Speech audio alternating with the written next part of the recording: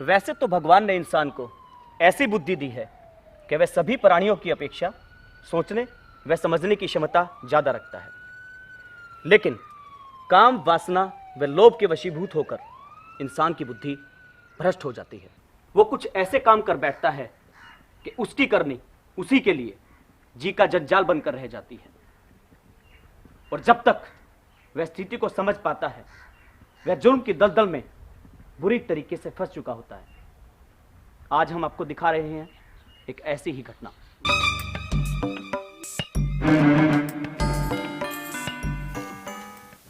आप में से फोन किसने किया था? जी मैंने किया था साहब। कुछ लोग रात को जबरदस्ती मेरे भाई को उठाकर ले गए। घटना के वक्त तुम मौके पर ही थे क्या? नहीं जी, भाभी और बच्चे मौके पर थे, मैं तो गांव में रहता हूँ। कल रात करीब 3 बजे भाभी ने फ़ोन करके बताया था, तब हम सब लोग यहाँ पर आए। कहाँ है तुम्हारी भाभी? जी मैं भी साहब। ओके मैडम, जरा शुरू से आखिर तक बताइए कि आखिर हुआ क्या था। जी मेरे पति घर में सोए हुए थे और मैं बच्चों के साथ दूसरे कमरे में सोई हुई थी। अच्छा, फिर क्या हुआ? मैंने देखा कि 3 लोग मेरे पति के साथ हाथापाई कर रहे हैं और उन्हें जबरदस्ती घसीटते हुए अपने साथ ले गए। तो तुमने बचाव करने की कोशिश नहीं की? जी नहीं साहब, मैं बहुत डर गई थी। मुझे कुछ समझ में नहीं आ रहा था कि कहीं वो मेरे बच्चों को भी नुकसान ना पहुंचाए, इसीलिए मैं दूसरे कमरे में ही छिपी रही साहब। मुझे एक बात समझ नहीं आई, वो घर के अंदर आए कैसे? मेन गेट लॉक नहीं था क्या? सेक्रेटरी साहब रात करीब 10 बजे शराब पी के घर आए थे, शायद इसलिए वो ताला लगाना भूल गए। क्या तुम उन्हें जानती हो? नहीं साहब, मैंने पहले उन्हें कभी नहीं देखा। जब वाकया 1:30 बजे हो चुका तो तुम 3 बजे तक क्या करती रही? तुमने अपने घर में, पास पड़ोस में या पुलिस को क्यों नहीं बताया?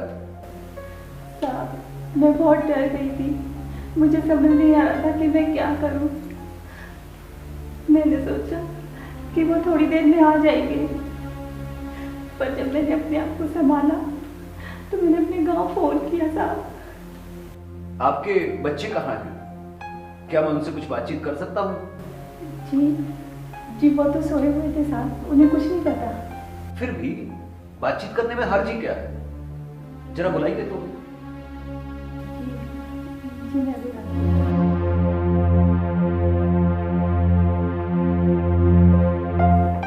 अरे रे, कितने प्यारे बच्चे हैं। बैठो बेटा, बैठो बैठो, शाबाश। अरे बहुत प्यारी बच्ची, आओ आओ आओ मेरे साथ आओ। बहुत प्यारी बच्ची है भाई, शाबाश।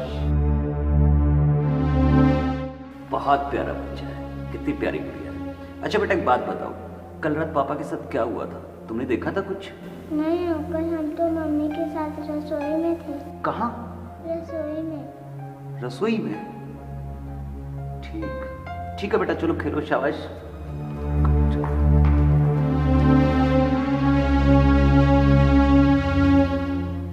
राम सिंह, जरा आसपास का मुआयना करो, शायद कोई सुराग मिले। और मैडम आप चलाइए मेरे साथ।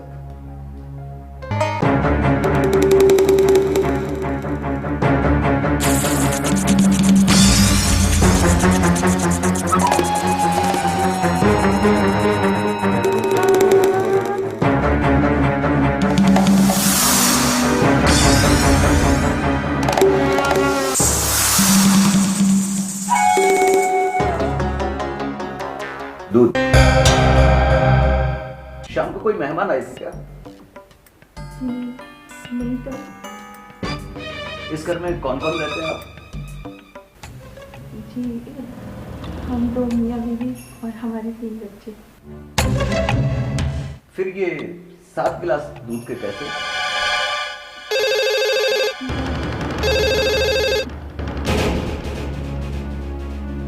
हेलो, सब इंस्पेक्टर अमर स्पीकिंग। क्या? लाश? कहाँ? ओके ओके, हम अभी पहुंचते हैं। लाश वाला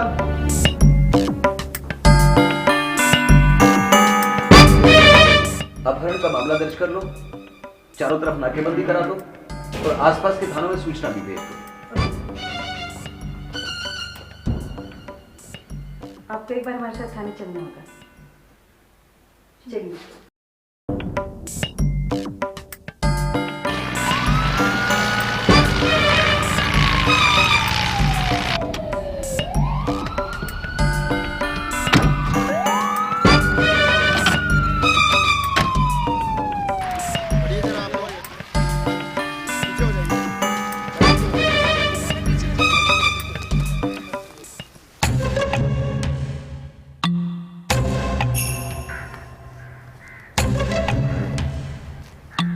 राजबाला, जरा पूनम और उसके परिवार को लाश की शिनाख्त के लिए फोन करके बुलाओ।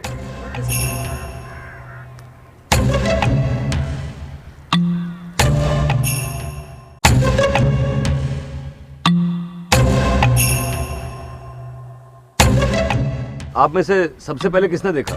जी मैंने देखा जी। ओके, क्या देखा? जी हम तो यार घूमने आए थे जी और यार आग जलन लग रही थी जी, लाश का पैर बच रहा था जी, फिर हमने फोन करके आप बुलाए जी।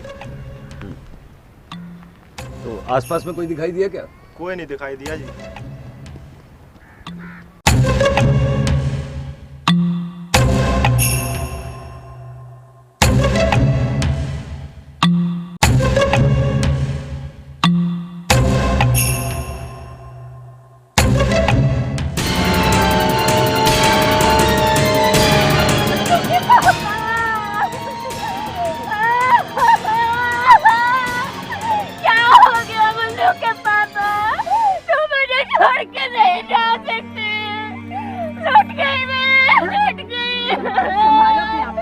मुझे बर्बाद कर दिया मुन्नू की पापा।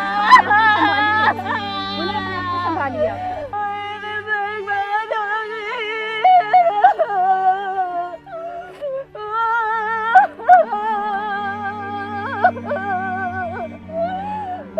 मुन्नू के पापा।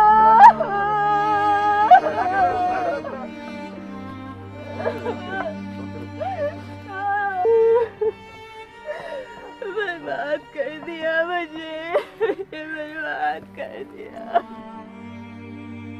मुझे पापा चले गए, पिताजी मुझे बर्बाद कर दिया, मुझे छोड़ के चले गए।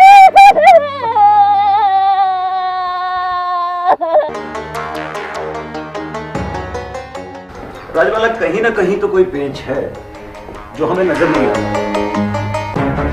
सर मुझे तो लगता है कि इस पूरे मामले में पूनम का ही कोई ना कोई ड्रामा है। मैं भी कहूं, मेरी भी सुई बार बार इस पूनम पे ही जाके अटक रही है। चलो लेट अस सी। फिलहाल तो तुम एक काम करो, इस पूनम को बुलवाओ और जरा आरोपियों के स्केच बनवाओ।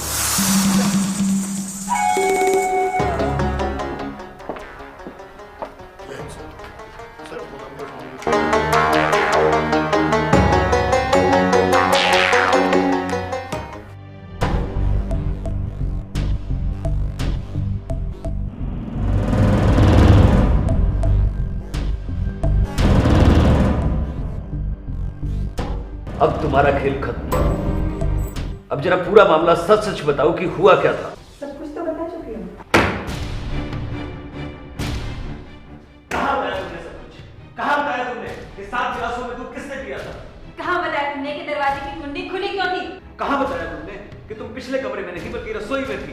कहाँ बताया तुमने कि इतनी देर रात तक तुम फोन पर किससे बातें कर रही थी? कहाँ बताया तुमने कि घटना के घंटों बाद तक किसी को बताने की बजाय तुम क्या करती रही? कहाँ बताया तुमने कि कैसे फिर दूसरे अपने पति की लाश को पहचान लिया? आप मुझ पे शक कर रहे हो? शक नहीं मैडम, बल्कि हमें पूरा विश्वास है कि सारे खेल की जड़ तुम ही हो। क्या बकवास कर रहे हो आप? चिल्लाओ मत। तुम्हें क्या लगता है कि तुम ऊंचा बोलकर अपने आप को बेकसूर साबित कर लोगी?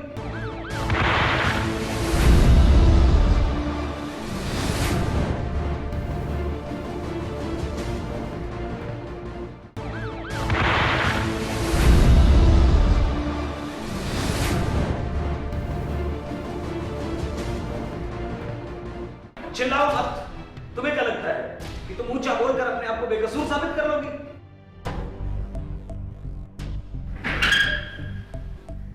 राजबाला, ये ऐसे नहीं मानने वाली। जरा दिखाओ इसे कि क्या होता है पुलिस का जलवा। ले जाओ इसे।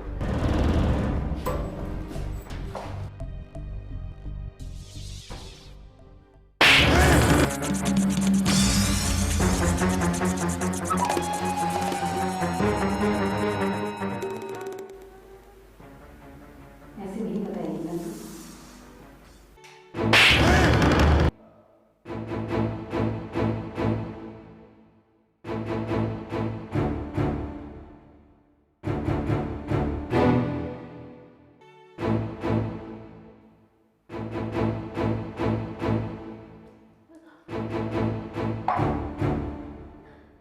मुझे मत मारो, मैं बता देती हूँ सब कुछ, मुझे मत मारो।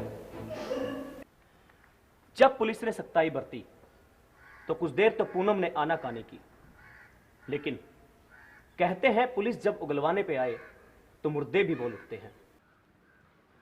पूनम ने एक एक करके सब कुछ बताना शुरू किया। पूनम ने जो बताया उसे सुनकर अच्छे खासों के रोंगटे खड़े हो गए। जो उसने बयां किया उसने साबित कर दिया कि अगर औरत बनाने पे आए तो नाखूनों से महल खड़े कर दे, और अगर बिगाड़ने पे आए तो उन्हीं महलों को महज एक सुई की नोक से ढा दे। उसने बताया कि उसका पति कुलबीर ब्लॉक कार्यालय में सेक्रेटरी के पद पर कार्यरत था। उसी के कार्यालय में एक पटवारी जिसके साथ उसकी कहासुनी हो गई। सेक्रेटरी ने पटवारी को सबक सिखाने की ठान ली और एक दिन इसका प्रबंध भी कर दिया। कुलबीर सिंह ने नामी बदमाश जोरा उर्फ जोरावर सिंह को पटवारी ओमपाल को पिटवाने के लिए फिरौती दे डाली। दोनों के बीच महज 30,000 रुपए में सौदा हो गया, जिसमें से 10,000 रुपए पेशगी, बाकी 20,000 रुपए काम होने के बाद देने तय हुए। और आखिरकार जोरा ने पटवारी ओमपाल की धुनाई कर डाली। अब जोरा सौदे के अनुसार तय बकाया राशि 20,000 रुपए के लिए सेक्रेटरी कुलबीर के घर के चक्कर लगाने लगा। वहीं कुलबीर पैसे देने में आनाकानी करने लगा और बहाने बनाने के लिए अपनी पत्नी का इस्तेमाल करने लगा। बार बार घर के चक्कर लगाने के दौरान पूनम में जोरावर की आंखें मिलने लगी। दोनों एक दूसरे के प्यार में पड़ गए। समय के साथ साथ दोनों का प्यार परवान चढ़ने लगा।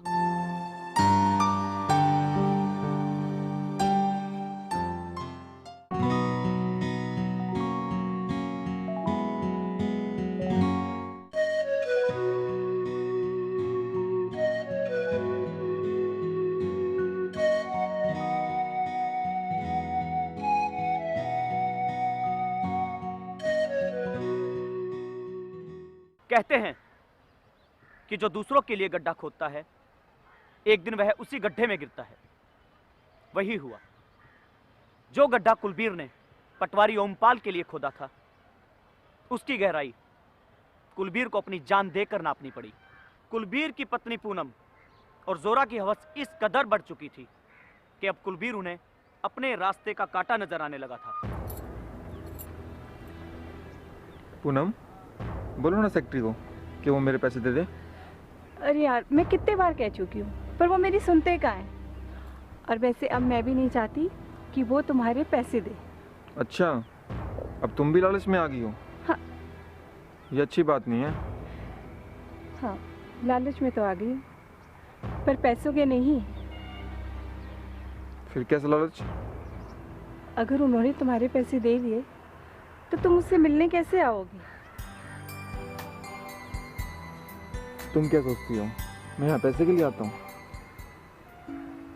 और फिर किस लिए आते हो? यार तुम्हें नहीं पता, मैं यहाँ तुमसे मिलने आता हूँ। झूठ बोलते हो, तुम पैसे के लिए आते हो। तुम्हें नहीं पता मैं तुम्हें कितना चाहता हूँ, मेरी जान। अच्छा, ऐसी बात है तो ख़त्म क्यों नहीं कर देते ये दूरियां, ये रोज़ रोज़ के आने जाने का झंझट। मगर कैसे? मुझे बना लो ना हमेशा के लिए अपना। और वो तुम्हारा पति? कि तुम जानो, मुझे नहीं पता। तो लगा दो ठिकाने।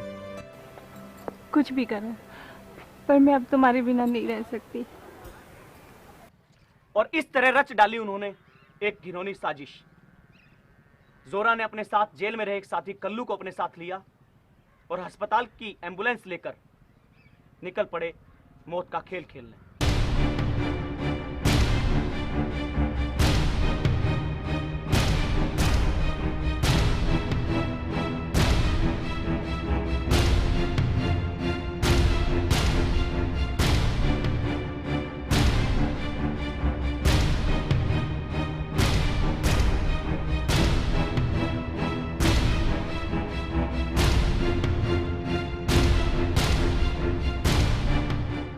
खुद पूनम ने उन्हें फोन करके सूचना दी कि कुलबीर नशे में धुत होकर सो चुका है।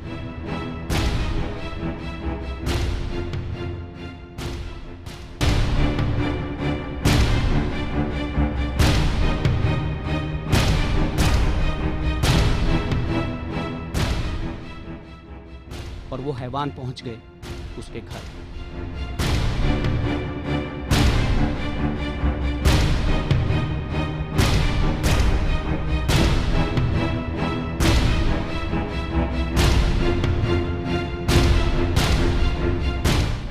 उन्होंने कुलबीर को सोते हुए ही दबोच लिया, मुंह पर तकिया रखकर उसे सदा के लिए सुला दिया। यह वही पत्नी थी जब कुलबीर सेरा बांधकर पूनम के घर गया था तो कनखियों से देख रही थी कि उसका जीवन साथी कैसा है, और आज वही पत्नी उसे खिड़की से देख रही है, छटपटाते हुए, हाथ पैर पटकते हुए और मौत की आगोश में जाकर शांत होते हुए।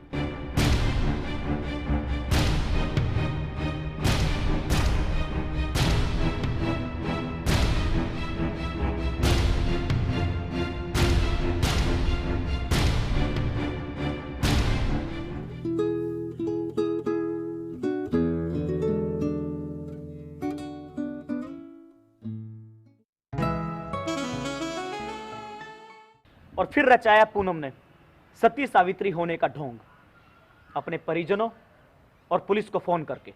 और फिर पुलिस निकलती है हत्यारों की तलाश में धरपकड़ के लिए, लेकिन हत्यारे भी बार बार जगह बदलते रहे और पुलिस की निगाहों में धूल झोंकते रहे।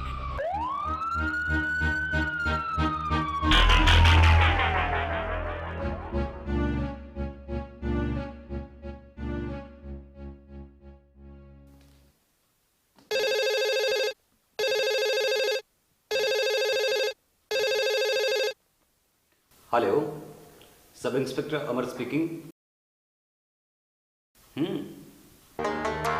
कहाँ? ओके।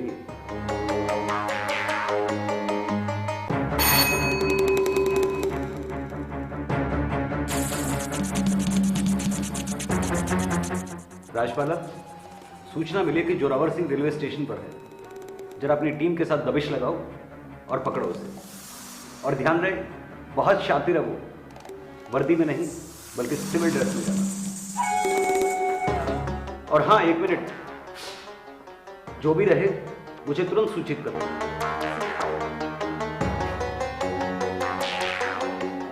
अपराधी इतने शातिर कि बार बार जगह बदलते रहे। पुलिस को मिली सूचना के आधार पर रेलवे स्टेशन पर दबिश देने के बावजूद जोरावर उर्फ जोरा इतना शातिर था कि वह बच निकलने में कामयाब रहा।